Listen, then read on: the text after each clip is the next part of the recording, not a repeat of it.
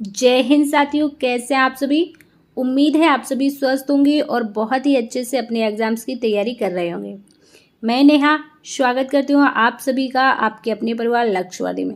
साथियों, इस क्लास में हम लोग हिंदी का प्रैक्टिस सेट करते हैं। आप किसी भी एग्ज़ाम की तैयारी कर रहे हैं जिसमें आपके हिंदी से क्वेश्चंस पूछे जाते हैं, आप सभी एग्ज़ाम्स के लिए इस क्लास को ले सकते हैं। तो साथियों, बिना किसी देरी के शुरू करते हैं आज का अपना प्रैक्टिस सेट। आज की क्लास का आपका पहला क्वेश्चन है, वर्णों के व्यवस्थित क्रम को कहते हैं।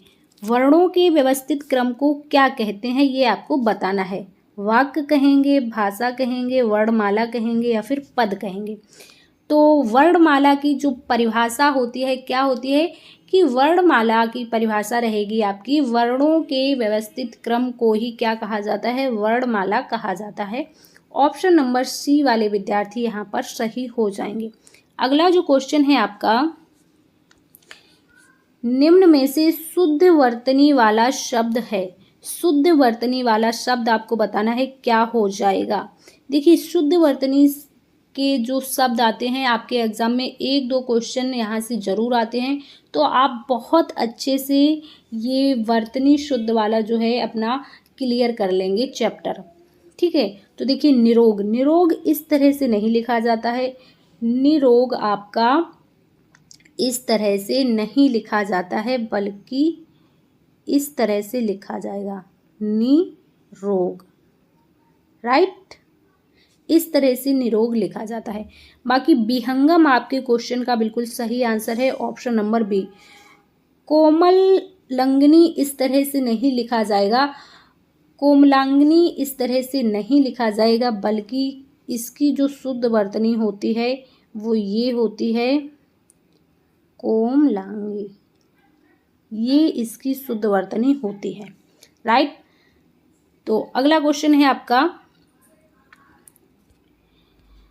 लालिमा एक भाववाचक संज्ञा है जो कि विशेषण से बना है।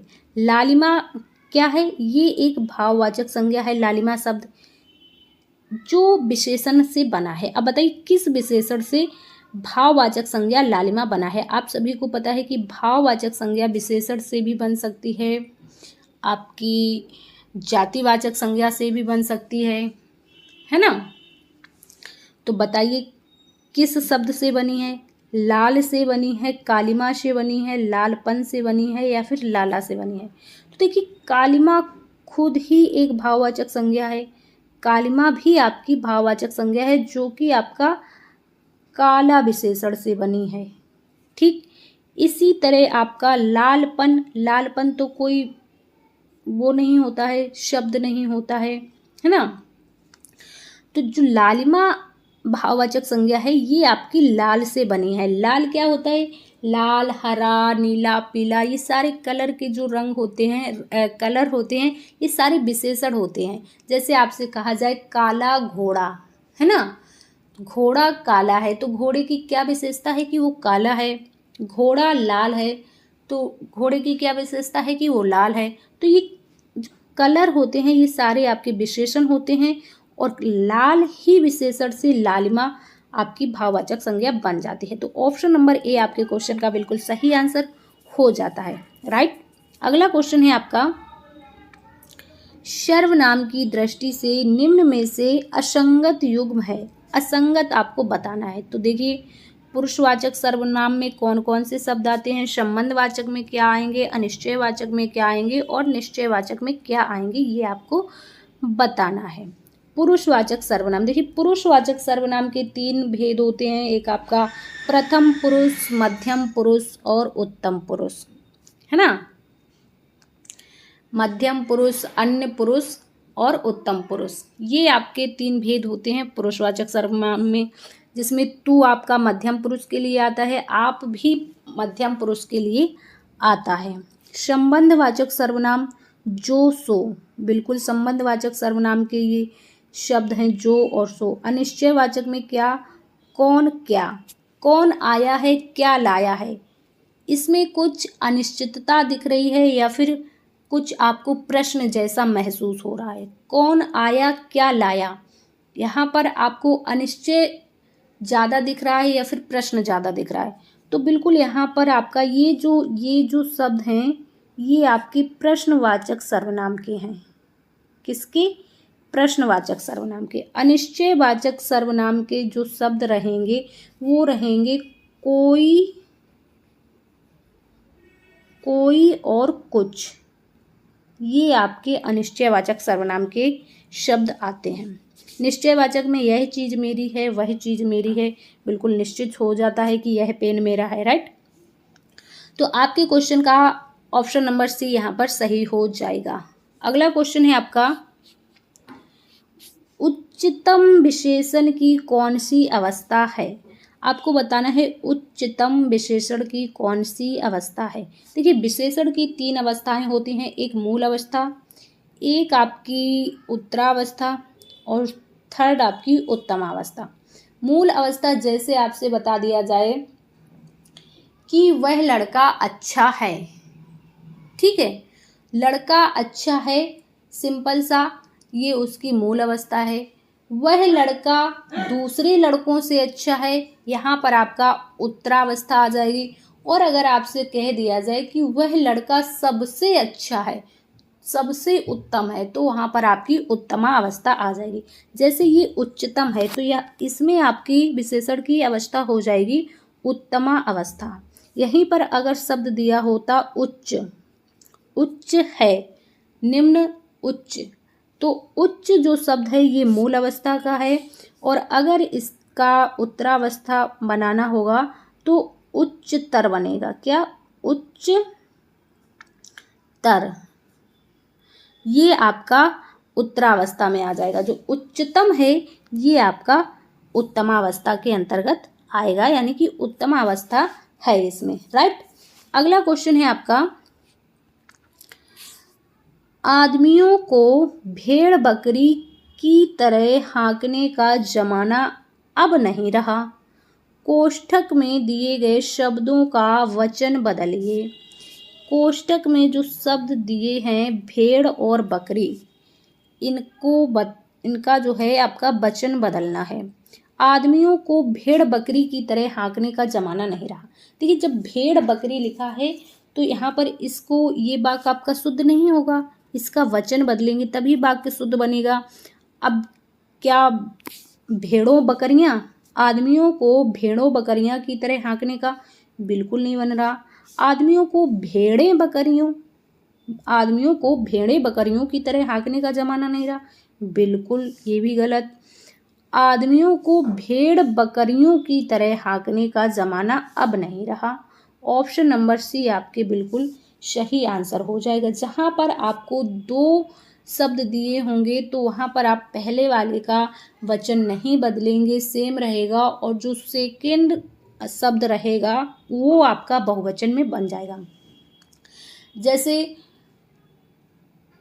4 आपसे बोला जाए कि गाय बकरी चर रही हैं, गाय बकरी चर रही हैं, तो गाय बकरी चर रही हैं या फिर गाय बकरियां चर रही हैं, है ना।